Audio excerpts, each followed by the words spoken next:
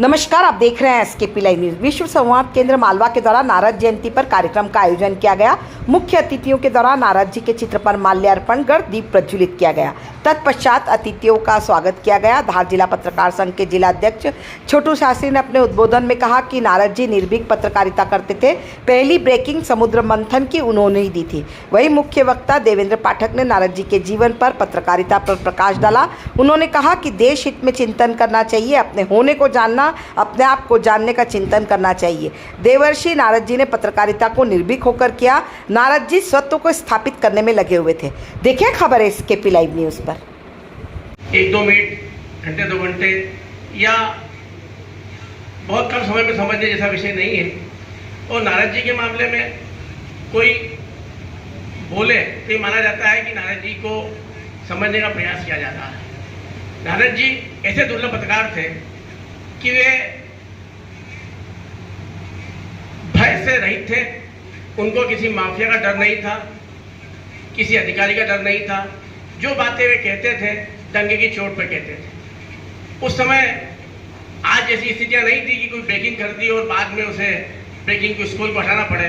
उन्होंने जो कह दिया वही ब्रेकिंग होती। ब्रेकिंग के अलावा कुछ कहते ही नहीं थे। समुद्र मंथन हुआ तो विष निकलने की सबसे बड़ी ब्रेकिंग खबर उन्होंने ही देवताओं को सबको दी थी।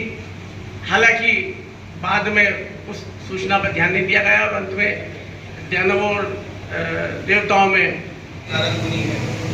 परंतु नारद जी ने अच्छा समाचार, सत्य समाचार और एक स्थान से दूसरे स्थान तक भेजने का काम किया। जिसको श्रीमद् भागवत में एक दृष्टांत आता है,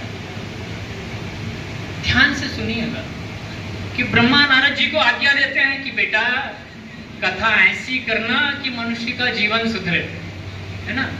परिवर्तन क्रांतिकारी वक्ता ही कर सकता है। नारद जी एक क्रांतिकारी वक्ता तो थे ही, एक श्रेष्ठ श्रोता भी थे। सुनना और गुनना आवश्यक है। हमारे यहाँ जो परंपरा है, सुनने की परंपरा अब चली गई। तो उस क्रांति के विषय में हमें सोचना होगा। संस्कृति के संवाहकों और देश हित चिंतकों को विशेष रूप से पत्रकारिता के नए आयामों को स्थापित करना होगा। तो देवर्षि भारतीय ज्ञान परंपरा के उस को सही रूप से यदि व्यवस्थित रूप से समझना है तो नारद जी के चरित्र से, उनके जीवन चित्रण से समझा जा सकता है। किस प्रकार से हम आगे आने वाला भविष्य, देश का भविष्य गढ़ सकते हैं। इसमें पत्रकारों की भूमिका क्या होगी। एक निर्भीक पत्रकार के रूप में भी नारद जी जाना जाता है। देश हित में वो काम करते हैं, उन्हें राष्ट्र की चिंता है। नारद जैसा व्यक्तित्व तो पूरे विश्व में नहीं है। हमारी जो संस्कृति के, हमारे धर्म के पृष्ठभूमि को उठाकर देखेंगे तो नारद जो हैं वो श्रेष्ठ वक्ता तो हैं, श्रेष्ठ श्रोता भी हैं। देश, धर्म, समाज का, संस्कृति के सबसे बड़े चिंतक के रूप में नारद को देखा जा सकता है।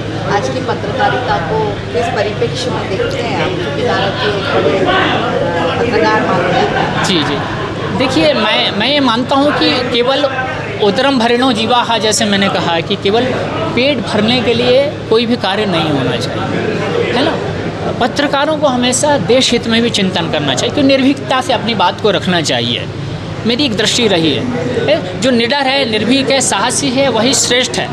देखिए बाधाएं तो आएंगी जीवन में। जब आप अच्छे कार्य के लिए आगे बढ़ेंगे, अग्रसर होंगे, तो आपके जीवन में बाधाएं आएंगी। और बाधाओं से जो डर गया है ना, तो वो उसका पतन निश्चित है। और जो बाधाओं से लड़ गया वही विजयी है। इसलिए नारद जी जो हैं उनको विश्व गुरु की दृष्टि से देखा जाना चाहिए कि भाई विश्व को कैसी नवीन दृष्टि वो दे रहे हैं। एक पत्रकार को किस प्रकार से होना चाहिए। हम हमारे युवाओं को क्या देंगे, हमारे होने को समझना है। पहले पूरी एनर्जी के साथ होने को समझना है। स्व की अवधारणा जो है, स्वदेश का चिंतन करना है, राष्ट्रहित में चिंतन करना है।